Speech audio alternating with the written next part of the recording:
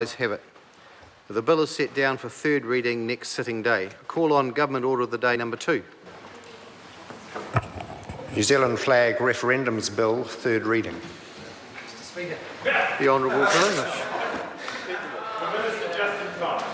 Mr. Speaker, I move that the New Zealand Flag Referendums Bill be now read a third time. Mr. Speaker, this bill will give New Zealanders the opportunity for the first time ever to vote on the flag that represents them and their country. We made a commitment as a government ahead of the last election, and this bill delivers on that commitment for a referendum on the flag.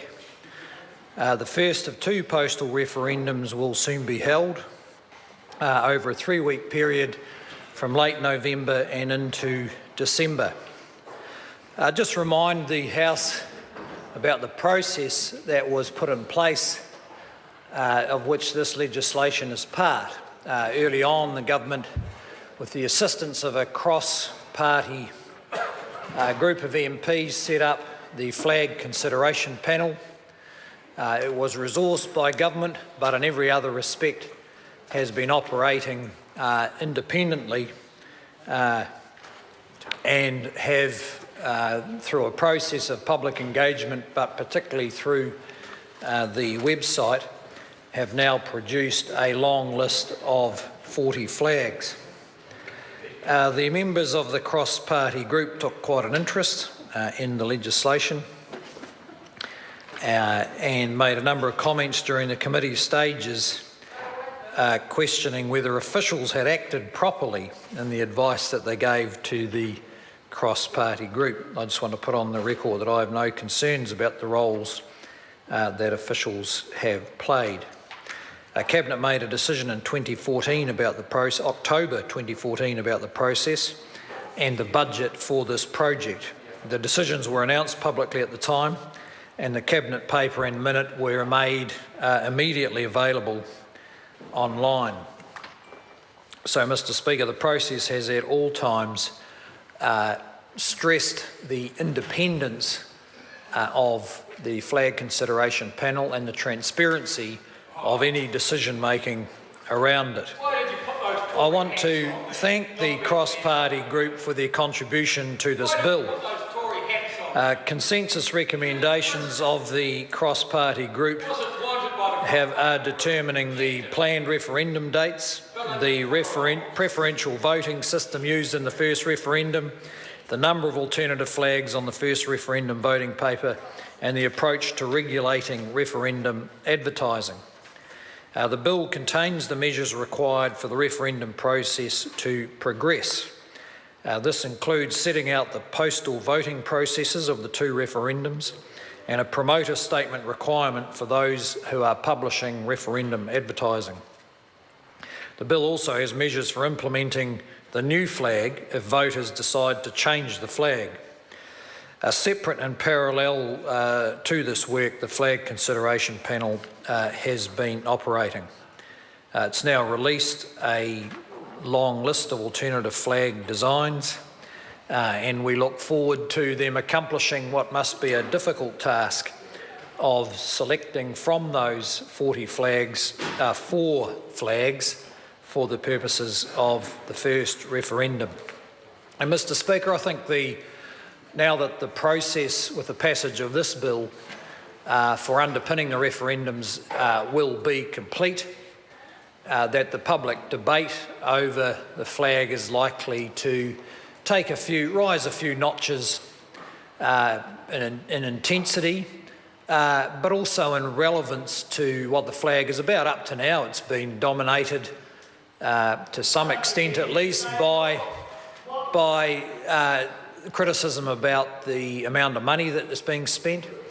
There's been quite a bit of expression of views by people who have every right to oppose any change whatsoever and oppose the opportunity for the public to make a choice, which seems a bit odd given that opposition has come mainly from the most populist party in the Parliament, New Zealand First, who in every other respect believe we should have referendums on everything. But apparently on this, when it comes to putting New Zealand first. They don't believe New Zealanders are capable of exercising a choice about the flag. It's almost as bizarre as the Labor Party position, which is to support the change in a flag but oppose a referendum and not vote in it. So, Mr Speaker, clearly we're heading out of those swirling political waters, fortunately, to the sunny uplands where New Zealanders will get to decide what kind of symbol they regard stands best for their country and their own sense of identity. And I look forward to a robust debate in that respect, because as the flag consideration panel found out, there's a wide range of associations New Zealanders have between the name of their country and their flag and the values that they think it represents. And I would imagine that discussion about the choice of the flag will represent that wide range of associations. And then the shared difficulty of understanding the intuitive connections. I mean, if you think New Zealand is about equality or fairness or freedom, what does that look like on a flag? And of course, there'll be extensive debate about the way it represents, the balance of representation of our history, rich as it is, and our future, aspirational as that is. And Mr Speaker, just in my capacity as a member of the House, I want to acknowledge the role the Prime Minister has played in bringing about this legislation and, in fact, the referendum. Leadership is always challenging, and there is no doubt that he has been challenged in his desire to see this debate occur.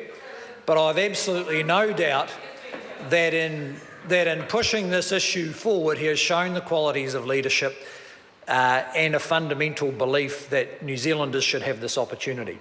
And the logic's pretty simple.